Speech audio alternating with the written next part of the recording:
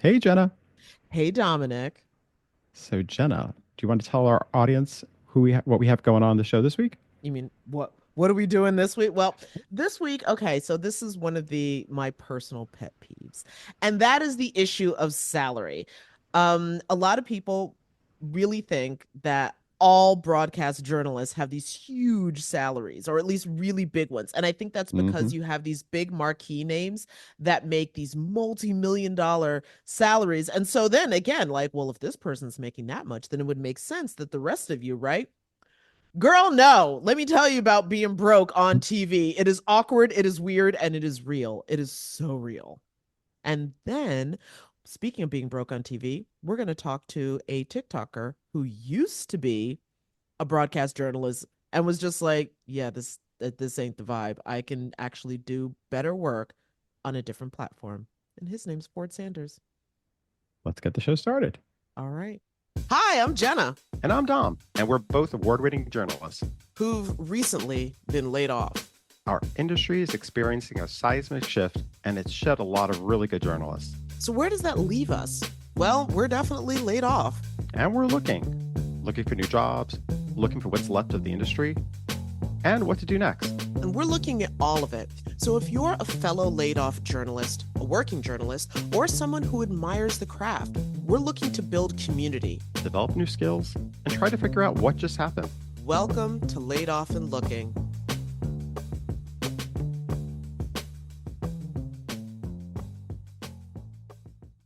So Don, we got some headlines that are actually related to broadcast journalist salaries. Yeah. So, basically, it started a couple weeks ago. So there were big changes coming to the Today Show. Hoda Kotb announced, like a little over a week ago or 2 weeks ago almost, that she was going to be stepping down as Mm. co-anchor in early 2025, and that she was going to move into a new role at NBC. She sent a memo to the staff, and in it she said it was time for me to turn the page at 60 and try something new. All That right. makes sense. Yeah. But according to Puck News, there might be something else to the story. They Okay. reported, There always is. there always is, they reported that NBC had proposed a big pay cut to Hoda. And they said when they pushed her to leave her, that she, when they pushed her for that, that she basically decided to leave her 20 million plus deal. Now, a media executive told Puck News's Dylan Byers, who wrote this piece, and this is a quote. This is the age of the great resetting of TV news contracts. Everyone is getting their pay cut or their jobs eliminated. Um, Hello. uh, they are it's speaking truth. But then it says over here now, over at Good Morning America, the Wall Street Journal put out a report saying that George Stephanopoulos, Robin Roberts, and Michael Strahan, each reportedly making around 25 million a year, might be facing some salary cuts of their own. Um, and it's not just the morning shows feeling the pinch. There's broadcast, cable news, and late Broadcast night radio also. and radio are all tightening. A lot of these networks are tightening their belts, and so go with those salaries that many people always saw. Um, yeah, and it's interesting because on top of that, Jenna, I saw that there was the job search platform Indeed. Yeah. So they had put out they put out a report, um, I guess back in the summer of 2024, where it said earnings for news anchors may vary by location, size of the network, and type of news shows they host, Right, with right. the average salary for U.S. broadcasters being $57,966 per year. Yeah. So Yeah. Which these in just period 50, you said 57,000, right? Okay, so 57,000, 57,000 period, regardless of where you are in the country, is not a lot of money. no, But God forbid you are in a New York or an LA or an Atlanta or just any one of those, or Chicago, any one of those bigger markets, stations where, what am I supposed to do with this? For real. Like what? Anyway. but I also think it's like, you mentioned this in the cold open, the whole issue of, I think a lot of people when they see, listen, you're on camera, you've been on camera for years. do people assume Oh, they that make huge assumptions about. you must be raking it in? Yes, well, again, I would attribute that to the fact that all most people know about broadcast journalists' salaries are those big marquee names, and when they like renegotiate their salaries, and we're talking tens of millions of dollars. Um, and so I get how if you don't know anything about the business or, markets share and all that other stuff, that you would be like, okay, well, if this one person on the Today Show is making north of $20 million, then you're not on the Today Show, but that must mean you're making several hundred thousand, and like, Mm-hmm. just no. And so, what I would usually, the easiest way that I would handle it was just be like, well, first, I work for a nonprofit broadcast. So, that Mm-hmm. Very alone, different. It's a different it's a world. very different world. It's a very different world. But no, that's not the case. And actually, for a lot of journalists, because a lot of people when they first start their career, they're in even smaller markets like your Wichitas or your Jackson Hole, Wyoming, etc. Um, those are smaller markets, and that means smaller salaries. And just no, no, most of us are not making that kind of money. I also think it's interesting, like, so I had seen somewhere that they looked at the Today Show ratings from uh, September 2014 and compared it to 2024 in Right. September. And it looked like for the month of September in 2014, they averaged 4.672 million viewers. However, in 2024, Wait, 4 or 14? no, Four? 4.672 million viewers was average for the month per day. That's what Yeah. the average is. And then so for this month of 2024, of September 24, it was 2.2.5 million. It was their daily average. So that's a Well, you have a lot significant of, yeah, that's a decrease. significant loss. And I mean, the first thing that comes to mind when you said four, and I was just like, he must mean 14, but no, four. No, Um, I have no scientific evidence to back this up, but I'm just going to say there's probably a lot fewer, stay-at-home parents. Even if people are working from home, there's the morning drive news that they do, which, like when I was commuting into the city, that's the hustle and bustle of getting out of the house. Maybe it's on in the background so I can catch the weather and the traffic or something like that. But then, like, yeah, the only the Today Show is very much like, you have a chance to sit down and, you can kind of like be friends with that, which is great. But most people don't have that kind of time anymore. it's That would be the my first thing. yeah, it's just changed so much. It's And then on changed so top of that, much. with people cutting cable cords and all that other stuff, and not even then, yeah, you have like the generation who I would say grew up with their morning news shows and watching that religiously, etc., is dying. I don't know how else to put it. They're no longer with us. Maybe they're watching from the great beyond, but that doesn't help Nielsen ratings in this realm. No, viewer habits are just different than they were 10 years ago. And, Yeah. you know, I saw so in the Wall Street Journal article, they also got into the whole issue of even late night, where they talked about how I guess last month, um, the Tonight Show with Jimmy Fallon actually joined the other two late night shows, the Jimmy Kimmel and Stephen Colbert ones, where it no longer 4 nights a week, right? 4 nights a week. And so, and then they also mentioned about how NBC was looking to, I guess, it cut Seth Meyers show. I believe that they wrote we heard like they had cut the band. The band was let Yes, go. yes, yes, yes. I do And remember reading that. so I think, again, so it's not just it's news, but it's all you just see this is happening everywhere where broadcast TV is Oh, just basically the cuts are um real.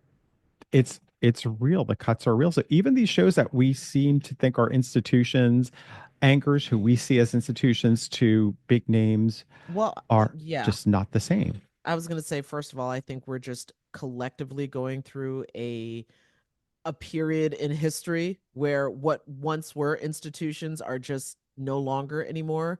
You could say people are shifting or the institutions are crumbling, however you want to word it. I just don't think that they're holding the same gravitas that they used to. And then, secondly, I would also wonder how high those shows' ratings are on YouTube. Because again, I'm in bed. Like, I don't think I've ever seen Seth Meyers' show live when it broadcasts because it comes on at like what 12:30 or 1 o'clock or something where I'm sound asleep. I'm fully unconscious when that show airs. So I watch, on YouTube. Love it. Yeah. Subscribe to it on YouTube. And I wonder if their numbers are growing in that space while they're dwindling on the broadcast. Well, I remember back in the day, I used to love watching like Conan O'Brien when he was on at 12:30, Mm. and then he moved to 11:30. And I think, the viewing habits back then were just very different. Oh Today, yeah. Oh my God, you yeah. also you had more, I think, of a pressure to feel like you wanted to stay up at that because yeah, you did have like ways of recording, but it wasn't the same. Today, if you know every clip is going to be online, why do you have to watch that? There's other things you can watch. Either you're Or scrolling you can late at go to night sleep. Some people or have you to go to be up sleep. early. Commutes are getting longer and longer as more and more people can't afford to live close to their offices. I always found that with SNL, like it's been years, and the same thing with the MTV Music Awards. Like there's shows I always like watching. I just don't find myself watching them um on a weekly or yearly basis or whatever it is. Like it's really difficult to get me to want to sit in front of Oh, the I love television and SNL watch. on YouTube. It allows me to edit out anything that I don't know why.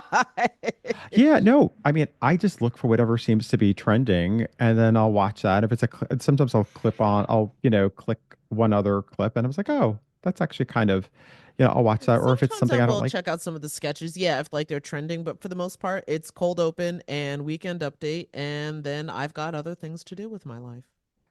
um, and then also the other thing that seems to be happening is like, remember, like, I guess if you're looking at some other stations they're also looking at hiring lesser known talent. So therefore the salaries aren't as high What's her in known terms of talent right here? I'm kidding. it's no, But but I am think I like though? what no, but that's the big thing for a lot of it's realizing that, gone are the days where you felt like you had to have like, marquee names and you could build around, people who might not be as well known, but will build into it, Well, that's will also grow into it. partly because what social media has shown us is that, yeah, non marquee names, not like regular people can still find a way to connect, not like, trained broadcasters can still find a way to connect with an audience and build a platform in some cases that's bigger than legacy media. One of the fascinating conversations that has come up is, I guess, the criticism of the Harris campaign for not doing, enough press. And some of the pushback has been, well, she is doing press. She's just going where the people are. And the people aren't in a lot of legacy media spaces anymore. They're on podcasts and, like I know she's done quite a bit with like black media outlets. Um, and anyway, things of that nature. And so, but that's where a lot of people's attention are, or at least the voters that she needs to reach. They're not watching, like, I don't know, Face the Nation. I don't know if she was on that show or not. But my point is that if you have to reach an audience, you're not going to reach them if you go to a space where they aren't. And that's what part of the fractured media landscape has created. Yeah, I know she was on the Call Her Daddy podcast that actually Call created Her quite a Daddy. That's the buzz. podcast. I knew it was a podcast that a lot of people were upset that she was on. But I agree. I think like, just like it's sort of just like when back in the day when Bill Clinton went on the Arsenio Hall show and there were people who criticized him for doing that, feeling like that was like, why are you going on a late night talk show? And And he was still doing like your typical, like, NBC, ABC, CBS, Wall Street Journal, New York yeah, Times, stuff like that.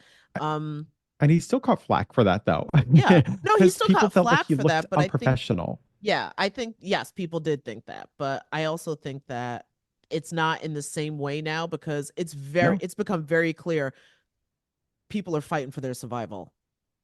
Yeah. And I like so, yeah, for even the president, a candidate for president to be like, well, actually, I think I'm going to get more bang for my buck over here. That's insulting to a lot of people. yeah, it's the one space that it seems like um I don't know for sure, but like I that I feel like is not experiencing or we're not hearing as much about maybe some of these cuts or is the sports space because I know they said like ESPN. Oh, Again, this is according to this Wall Street Journal article where they mentioned about how ESPN was probably going to be offering a huge uh, payday for Stephen A. Smith, and that's interesting because it's kind of like their sports are still it's like a it's one of the huge. few draws to get people to still subscribe to cable or to subscribe to a streaming service for that live broadcast. That's one of the few live broadcasts that people are still just like, no, I have to be there to watch and see what happens. I guess the rest of us can go screw ourselves or something. I don't know. But I Tom's like, guess maybe. again, I don't it know. keeps changing. I'm like, I wish I was into sports. Oh my God. Well, you know what? We're going to do an episode where we're going to talk about sports journalism, and I am going to indoctrinate you into Knicks basketball fandom. I look forward to that. Yeah. I should get you something so you can learn how to do some self-vlogging because that's a big part of it. I know baseball. I understand baseball. I don't watch it all the time, but I do understand that up to a certain point. So, but yeah, I don't follow it all the time. It's too much investment of time. But speaking of, I guess talking about this whole issue of payday, we have a great interview coming up Yeah, with. I think that what attracted me when you first told me about Ford was the fact that he left his job in broadcast news to go try to make a name for himself and more importantly, a better paycheck on TikTok. And that I think is it feels very canary in the coal mine to me. Well, hope the audience enjoys it. Fort Sanders is an independent journalist creating content on TikTok. Right now, he has close to 90,000 followers on the platform, which is amazing. In a recent post, Ford opened up as to why he chose to leave a successful career in local television news. Many of you may not know, but the local news or news industry in general can be pretty limiting. I mean, it's just a fact. This is not shade to KVU. I'm talking about the industry in specific. I don't think they've caught up yet with navigating what social media looks like, what news content can look like in this day and age. By pivoting to TikTok, Ford says he made the decision to invest in himself and wants to build an online community that's interested in local news. He also wants to partner with brands so that he's able to monetize off the content he's creating. So, is this the blueprint for the next generation of indie journalists? Well, joining us now to discuss it all is the one and only Mr. Ford Sanders. Ford, welcome to the show. Hello. Hello. Thank y'all so much for having me. I'm so excited. Oh, this is great. This is, and I'm so Yes. fascinated by this because, again, that we are now in a space where Yeah. people have to reconsider how we're going to disseminate and how, more importantly, audiences are looking to take in their information. But before we get in too deep with that, for your take, can you give us a little bit of a background on your journey in local news? Like what markets have you worked Yes. in, et cetera? Yeah. So I started in local news. I went to the University of Tennessee there in Knoxville. I get in trouble here in Texas because I say that's the real UT and I have to keep my mouth shut. But I started there. My first ever job was literally working like grip, which is like holding the cable for the camera for SEC Network. And then quickly moved on to a couple other little like things like the Daily Beacon. But I would say my first ever like news job in local news was I was still in college and I worked at WVLT. It's the CBS affiliate there in Knoxville, Tennessee. So I was just like a did like web producing. So I made web stories and all the stuff that kind of glorified intern. I was an intern that turned into an employee, but I got little opportunities here and there to go on Facebook Live and get my face on the camera and all that. So that was my first job. But when it comes to real true on air, my first ever on air job out of college was in Greenville, North Carolina. I think it's like Market 102, not to be confused with Greenville, South Carolina. That's a bigger market, but we were in the inner banks, outer banks. We covered a lot of rural North Carolina, beach towns, and farming, all of that. So I was there for a year. about a year and a month, and then moved over to Louisville, Kentucky. I always say I worked for WHAS TV there. It's a Tegna station in Louisville, and I always say Louisville's the city that really made me a good journalist. Not that North Carolina didn't. The news was just a bit slower. In Louisville, it was immediately jumping from slower news right into Breonna Taylor's trial, right into some police brutality that was happening, or just even just crime and events that were happening around Louisville. I mean, it was go, go, go every day. But I was there for 9 months. I'm from Nashville, Tennessee. And so Louisville was nice for me because it's only 2.5 hour drive. But I took a quick little visit to Austin, Texas, around July of 2022. And I visited Austin and I was like, oh, no, no, no, no, no. Like I'm meant to be. This is where I'm meant to be. And so I quickly found KView, KView News, which is the ABC affiliate in Austin, Texas. It's also a Tegna station, so it makes it easy. WHAS was also an ABC affiliate, so I had both ABC and Tegna already affiliated, and I begged and pleaded my bosses in Louisville, and I ended up transferring. And I did almost finish out my first ever contract. I've broken all my contracts, but I was at KView for a year and like 10 or 11 months out of a 2-year contract. And we'll get into why I left. But essentially, I like to say I finished that one out because I was so close. But still here in Austin. But yeah, that's kind of my on air journey. Did a lot of anchoring, a lot of reporting. So I've done pretty much every single kind of role you can do within news. Okay, cool. Well, for your take, what is it like, I guess, working in, I mean, you sort of gave us a sense of like, there was like go, go, go with like, a lot of the stories, crime stories, etc. But like, I guess, what is a typical day like when you would come into the studio? Yeah, typical day is definitely, and I don't mean this negatively, but what we call turn and burn. And so, you come in with 2 to 3 ideas every single day. So I'm pitching, of course, things in the local Austin market, or sometimes the beauty of KView I loved as well was if there's major news happening, like whether it's with Trump or just political or anything, we can localize it as well. So you come in with your 2 to 3 pitches, you pitch it out to your editorial team. News, they don't sugarcoat. They might be like, hate it, next one. And so that's why you come in with some options. And it's go, go, go after that. In my other markets, I was an MSJ, multi-skilled journalist in all of my markets, meaning they pay you 1 salary for the job of 4. So I was writing everything myself, shooting everything myself, editing everything myself, doing all my own interviews, all of that to be done within about a 6-hour time frame because you need to leave yourself 2 to 3 hours to edit and be live at 10 p.m. So KView was kind of a blessing because 90% of the time I had a photographer with me who would also help edit. So I really got to focus on my like questions and my interview style and my writing. But that's kind of a normal day is really just there's no stopping. I mean, you've got an 8 to 9 hour shift, but really getting the content together happens in about 5 hours because you need to save yourself time for editing and getting ready to go, whether it's in studio or a live hit. So every single day was something brand new. And there was no time to look up even. And, for not to get too personal, but the pay working in local news, I think a lot of people see people on television and think, oh, you've got it made. And it's just easy street. Can you give a little bit of background of being somebody who's worked in all these markets and how what the reality is? Yeah, let's talk about it. I mean, I'm honestly pretty transparent. My first job, I'll say after taxes, I made about 25 grand.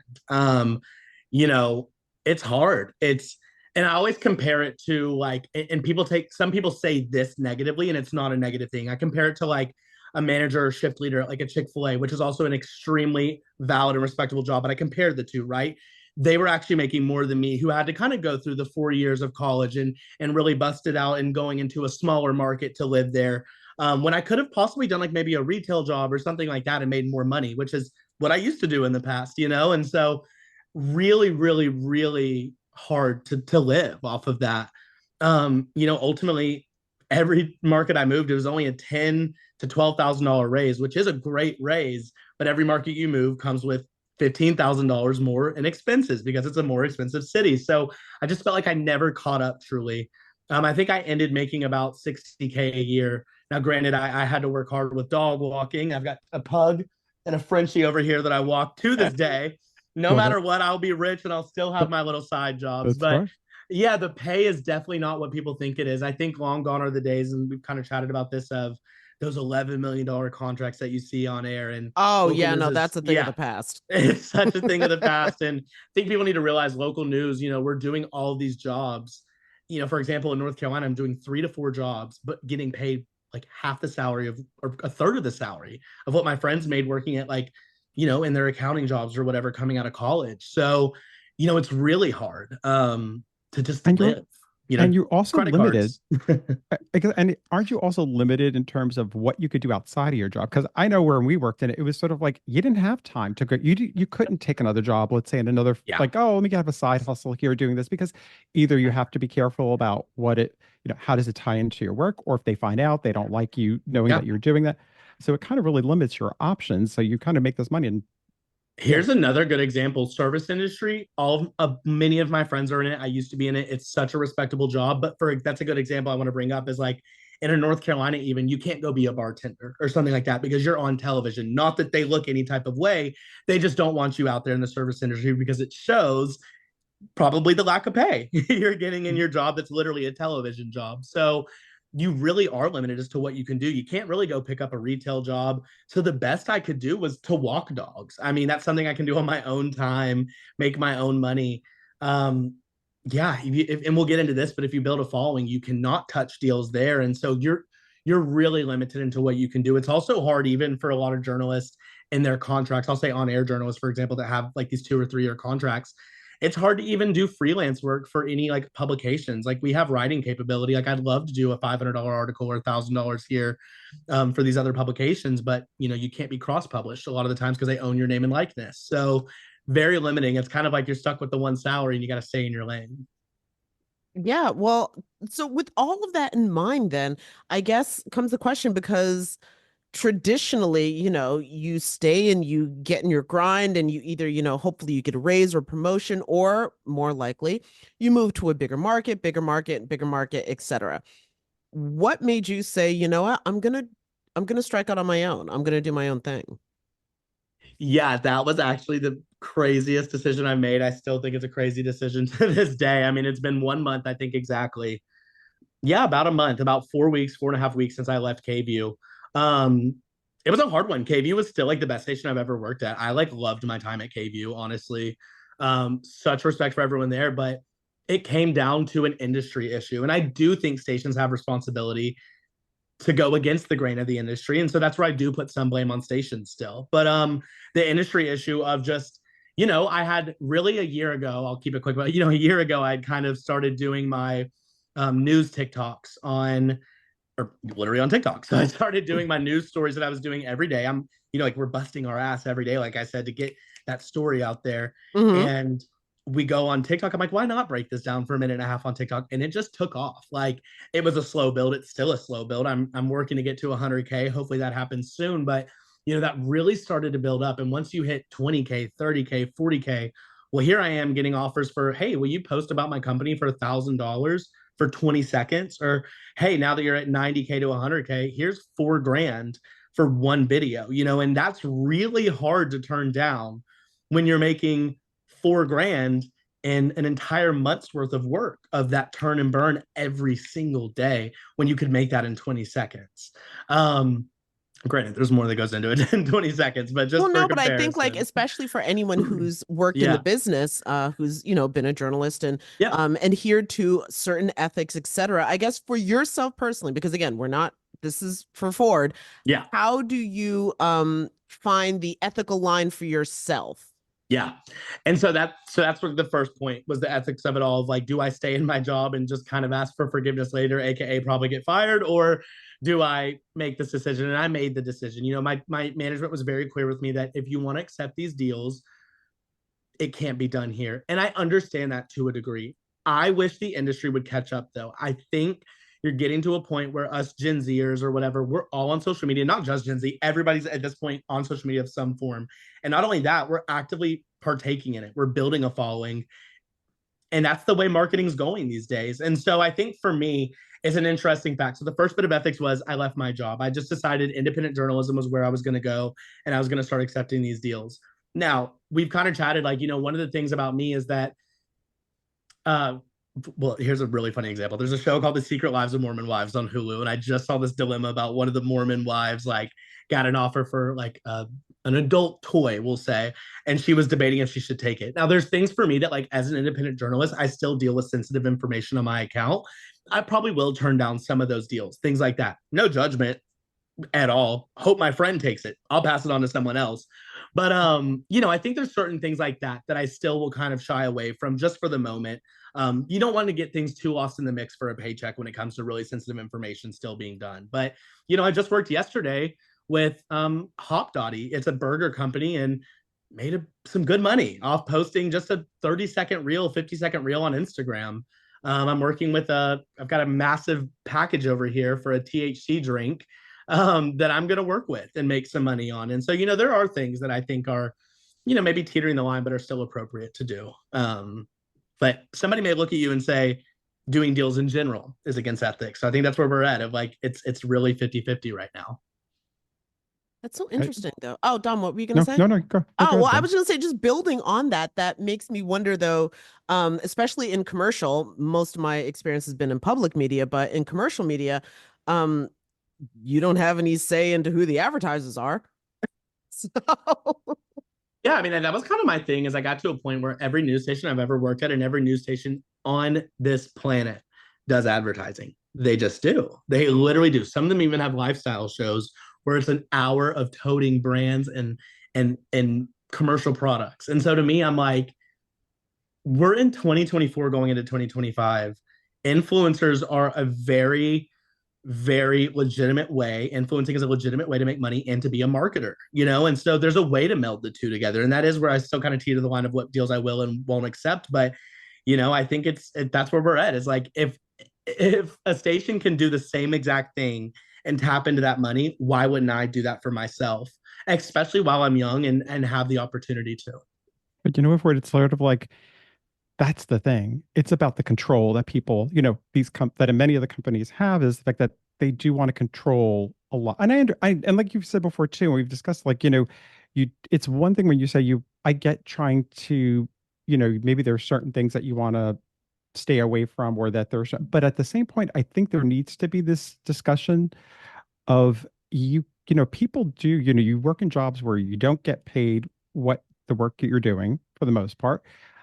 And on top of it, you're advertising for the company. Like the work you're doing is to help to build up their brand. So why not also be able to monetize off of it for yourself? I think I realized the moment that I should leave was the moment, and I'm not going to get into specifics about the actual percentages or anything, but there was a moment where I had a conversation with higher ups at my company, looking at, hey, this really cool, like not necessarily a study, but kind of a study. Data was ran, right? Talking about all of the stations. We got CBS, Fox, ABC, and NBC here in Austin, looking at the ages of 18 to 24. And it was a landslide that KVU had risen. And I was told, could be because of me. It makes sense. I mean, TikTok is a younger crowd, and I'm talking a landslide of how much above we were other stations when it came to this age range. That's an age range that's also some of the biggest buyers when it comes to things. 18 to 40 have some of the biggest buying power in advertising. And for me, it's like if I'm going to help this much, which is okay. I mean, you sign on for that. You want to help your company and you want them to grow. But for me, it's like help me help you. If we're at a stage in the industry where maybe you can't pay me 100K, which I think I'm worth, let me do things on the side, and let's let it all work together. But we're just not there yet, and I wish we were. And so I think that's where I had to make that decision of like, you know what? I mean, I am helping a lot, but like, what am I getting in return? At the end of the day, journalism is my passion, but we also have rent. I also have utilities. I also have things to pay for, and you have to cover your bottom lines, and you should be allowed to have a little extra money to enjoy yourself. So I think that's really what it came down to was how much I'm helping them and what I'm getting in return.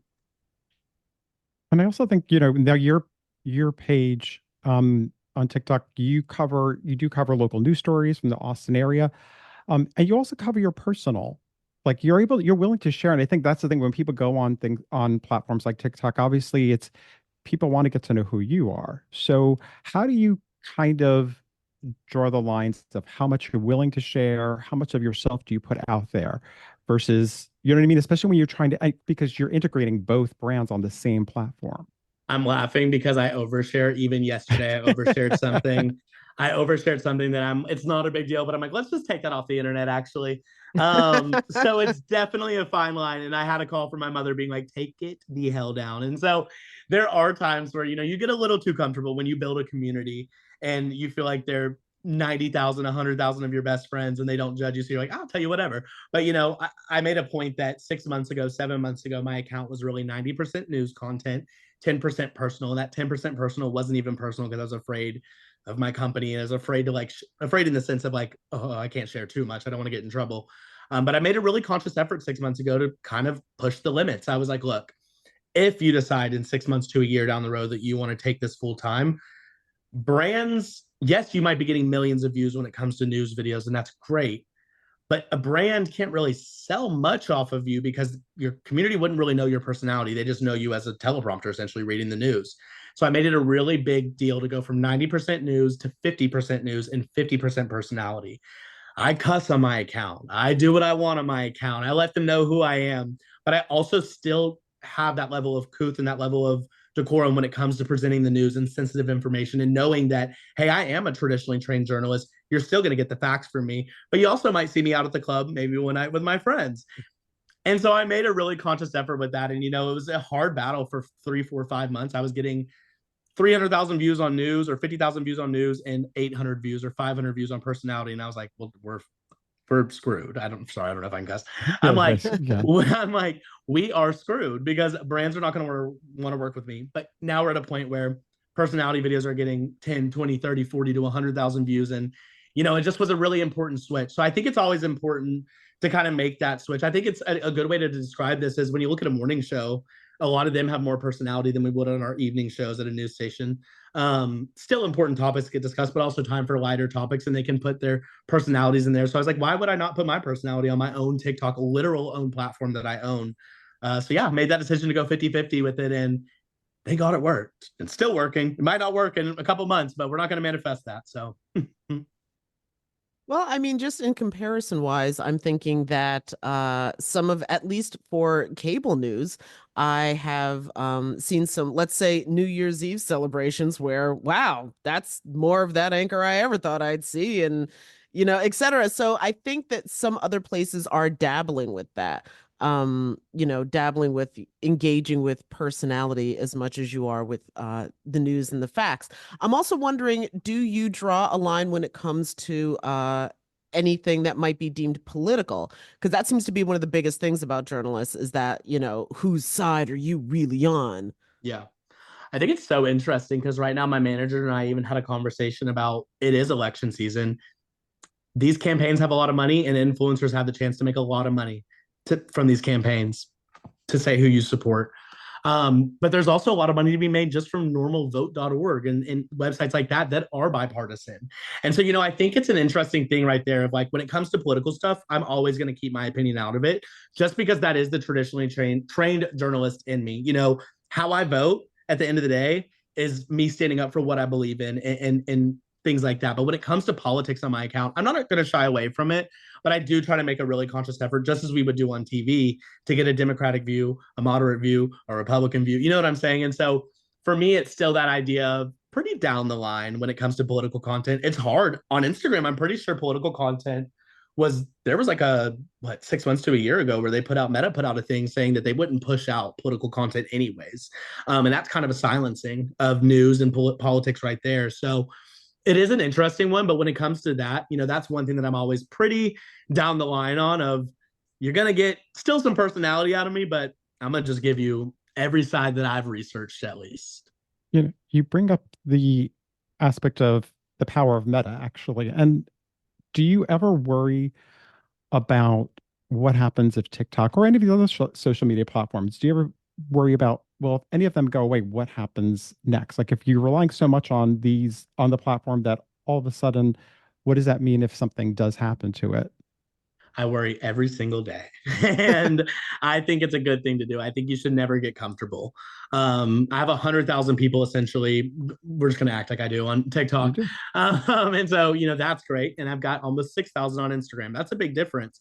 But a month and a half ago, 2 months ago, I had 3,000 on Instagram. So there is growth happening there. And I think, you know, that is something important is the phrase of you should never put your eggs in one basket is a phrase for a reason. If TikTok goes away, that's a lot of my income because to brands, Yeah, I still have Instagram that hopefully maybe soon I'll get to 10K, but 10K versus 100K is still very different. And that's going to affect my income. So, I think it's important that I'm actively every single day still posting on Instagram and really growing that alongside my TikTok. I could be better about it. For example, I have a podcast I'm trying to get together that I'm being lazy about, but a podcast that's going to live on YouTube and on the podcast and Spotify and things like that. But YouTube's another great one to really build your platform. And so, yeah, it's something I think about every single day. Because TikTok could go away. I'm hoping it doesn't. It looks like they have a strong case, but you never know when you're going up against the government. So, yeah. Well, one of the other things that I'm thinking that, because of course, becoming a seasoned journalist is something that takes time and you need experience and all that other stuff. So, is what you're doing, is this like a young person's game only, or can anybody like who's willing to share actually get into it, even though you might have to cross that threshold of understanding how to share when you've been Yeah. taught for so many years not to? Yeah, it's so interesting. I think anybody can get into it. I mean, I've seen independent journalists here in Austin that are 40s, 50s, 60 years old and on X, they just may use a different platform than I use. But I think where we are now, TikTok in 2020, you could sit there and dance to a sound and get 20 million views. Those days aren't really happening anymore. Rarely they are. It's all about personality now, and it's all about talking videos. So you're already going to get a one up if you're, let's say you're someone that's not comfortable with like showing too much personality. Well, if you can at least get on camera like you have been on TV and talk and share the news, you've already got that. But it does come down to how much you're willing to share and how much personality you want to show, because that's where your community gets built. Um, I'm at Whole Foods on the way here today, and two people came up to me and were like, "Oh my God, I'm like obsessed with you," and things like that. And that's always really cool. And they know me from TikTok, but I have to think that it's because I show my personality. I can't imagine someone, of course, people can appreciate what you do with the news and things like that and tell you I love your news and stuff like that. But I do think it's a personality that builds the community aspect. So I think it is for everybody. I think it's just how willing and comfortable you are. I also say you're just talking to your phone at the end of the day. Yes, like for example, there's videos that I have that get 6, 7, 8 million views, but I don't see those people like in real life. I see them when I go out and usually people come up to you and ask for photos and things like that. But at the end of the day, you're just talking to your camera. So like, as long as you can get past the embarrassment of just you and a phone, you're gonna be fine. And I also think it's so important for people to sort of get out of their comfort zones, because I think for so often there are many people who've been in the journalism industry who were, like Jenna said, were told, you shouldn't share anything. And so in many ways, being someone who shares even, and you can control how much you want to share with them. So it gives them the opportunity to sort of like figure out, I guess everybody just figure out what works for you. So what is it, looking at the looking at the um issue of how uh I guess broadcast companies, how did they what are they not willing, what are they doing, I guess, wrong in terms of not easily adapting to using social media for what it's for all it's worth? We have the same standards and ethics that we had in like 1960, 70, 80, 90.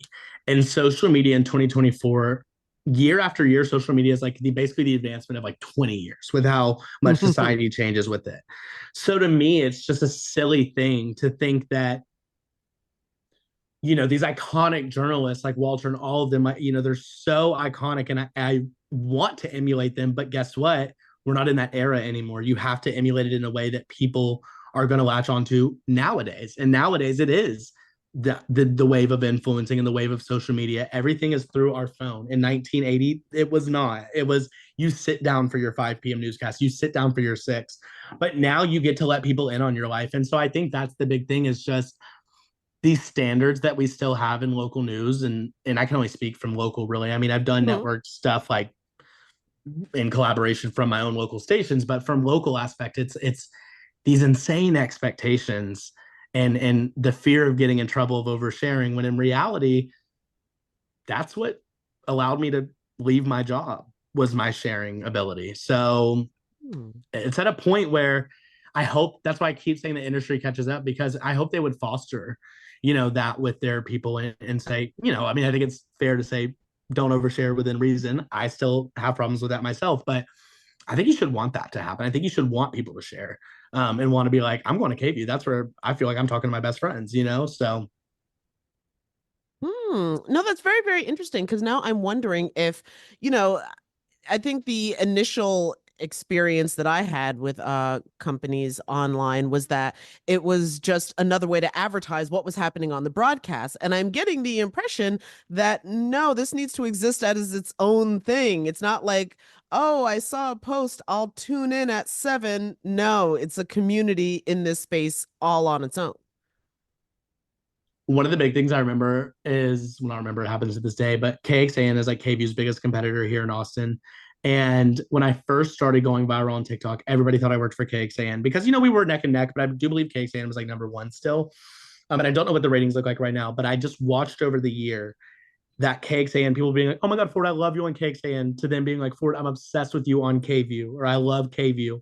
And it's like, that's brand recognition right there. So it's like, that's why I think it's so important, because even if it's not coming in as money in your pocket for the station, right? Because that's what stations see a lot of the times is great, cool, whatever. Like your stories are helping us make money, but like so are our personalities. At the end of the day, like it's short-term risk for long-term reward. Like you have to show off your staff and let these people have their own personalities, because that's going to bring people into you and that's money in your pocket. So I'm just like, I think it's so crucial to kind of allow that aspects of like journalists if they want. I mean, I don't think you should force anybody, but like if they're already doing social media and they want to show off more of their life and personality, you should let it happen.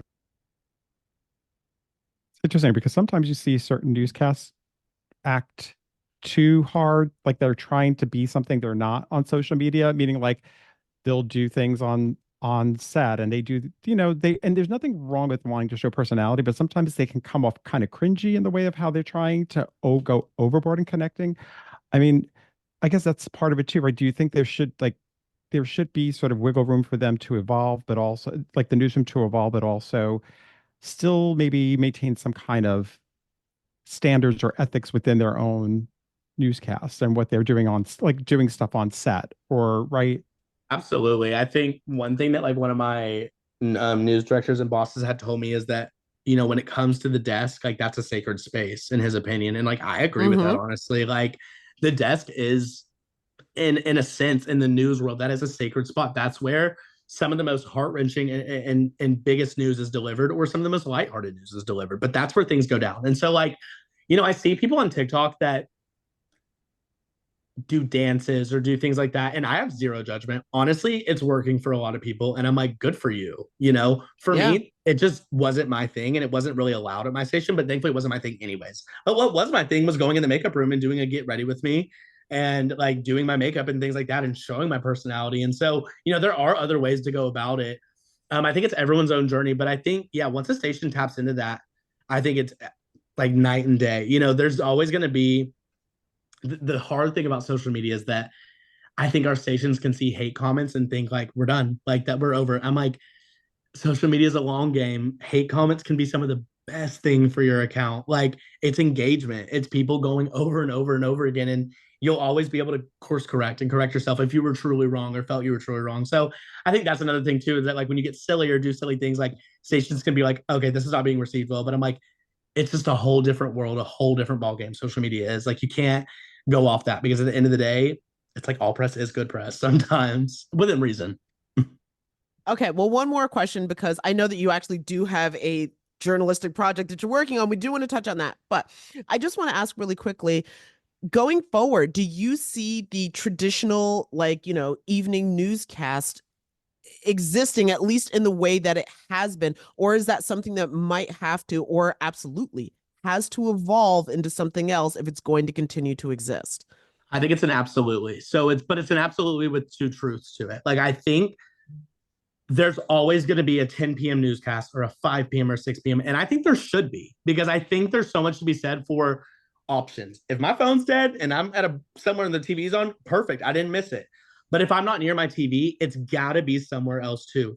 And maybe that looks like David Muir doing that wonderful, incredible traditional newscast, and a Ford Sanders going on TikTok and running through a 5-minute TikTok or a 3-minute TikTok or a part 1, 2, and 3 to keep your attention of the biggest news of the day, and capturing what you're going to get at 10 p.m. So it has to. I mean, we've already seen TV had to go to streaming because of people cutting the cord, and so I think there's so much to be done. And I think that's where, like, I think NBC does a really good job. They have like NBC Stay Tuned, which is a Snapchat show. And Aaron Lim over at E, which is also NBC, E News has E News The Rundown, which is on Snapchat. That gets millions of viewers, and that's probably some of where they get their biggest money in advertisement. So I'm like, you got to go into social media. I think it's so smart. So, so now as we start wrapping up here, like, what are your long-term plans? Like, what are you looking to create right now? Like, what are your goals in terms of what you want to build? yeah, there's so much. I love my favorite answer to this question is I don't know. I'm like, I literally have so much going I in my head. appreciate the honesty though. I mean, Yeah, I it's plan on like, so honestly, girl, I don't know. literally, it's so day by day. Sometimes I'll post a TikTok off the whim and it gets 6 million views, and there's my rent and like things like that. But in terms of like passion projects, of course, like, one of the big things that really did give me a lift off here in Austin, Texas was the deaths that are happening, honestly, down by Lady Bird Lake. We've had 12 deaths in 2 years. And that's something I recently just did a YouTube video with Tyler Oliverio. He's got like 7 million subscribers, and the video within 12 hours got 1.5 million views on YouTube. And I was a part of that, And so I really am dedicated to keeping that journalistic, because there's a lot of conspiracies happening. And so it's really important for me to give that journalistic view of, hey, I was there on scene for all of these, and let me tell you what happened from what I know. So for me, it's getting into the podcasting space. It's awesome because right now I kind of guest co-host, but it's probably going to turn into something more permanent. A podcast called Dumber Blonde. It's my best friend Kennedy Urick's podcast. She's got millions of followers, and we are silly. We don't talk about anything news. We talk about relationships, partying, whatever we want. And then on the flip side, you're going to have me over here doing the Deeper Dive with Ford Sanders, which is a podcast talking about families and victims that still don't have closure to a lot of things. And so I think there's so many things that I want to do that can live in the same world, but are very different. And I think it's just important for me to learn how to navigate that, because, you never want to like get too silly, like I said, with sensitive information, but I think there's always a lane for everyone and a lane for different projects. So that's kind of where I'm at, is just expanding onto YouTube and expanding into the podcasting world. And I always say this, and I want to do this. I want to go back to TV in a couple of years. Not right now. I've never been happier. Like, I'm 25 years old. I turned and burned for 5 years on air, 7 to 8 years total in local news. And like, some people would laugh at me and be like, baby, I've been in local news for 30 years. I was going to be like, I'm not going to give you the number, but it's been a bit exactly. longer. Some people would be like, and I've been in it for 30. And I'm like, and I have a hell of a lot of respect for you, because I was about dead after 5. So I'm like, for me, it's like, I'm 25. I want to do this for as long as I can independently. But it's so funny. The day I quit news, within a week and a half, I've gotten 4 TV offers for major productions. And so TV's always going to be there. And there are portions of it that are evolving, and I'm excited to see it all catch up together. So. All right. Well, listen, so for the 5 people on TikTok who aren't following you, we got more. I need millions. So where can people find you on actually, I guess, across apps? Yeah, I kept it really easy. Everything is Ford Sanders on Instagram and on TikTok. And then I believe my YouTube is, if you type in Ford Sanders, it'll show up. It's either Ford Sanders News or Ford Sanders 2116, but Ford Sanders should take you to pretty much everything. Once you get to one, a link in my bio will take you to all the others. So just Ford Sanders on everything. Cool. All right. Well, Ford Sanders leading the way and showing us a new way to do local news and to sustain yourself as a journalist, because, oh, God, there's only so many ramen noodles a person can eat. I know. And right now, once I hop off this, I'm going to go make a brand deal with that THC drink and get some money, hopefully. So hopefully we want the best for everybody here. Ford, thank you so much for joining us. This has been enlightening and very interesting. Thank you all so much. I had so much fun. Thanks, Ford. Yes. See ya. Laid Off and Looking is an independent podcast conceived of and created by Jenna Flanagan and Domenic Chemia. Music provided by Jay Cowett. Research by Lori Ruthenbucker. Reach out to us anytime at laidofandlookingpod@gmail.com. New episodes drop every Friday at noon.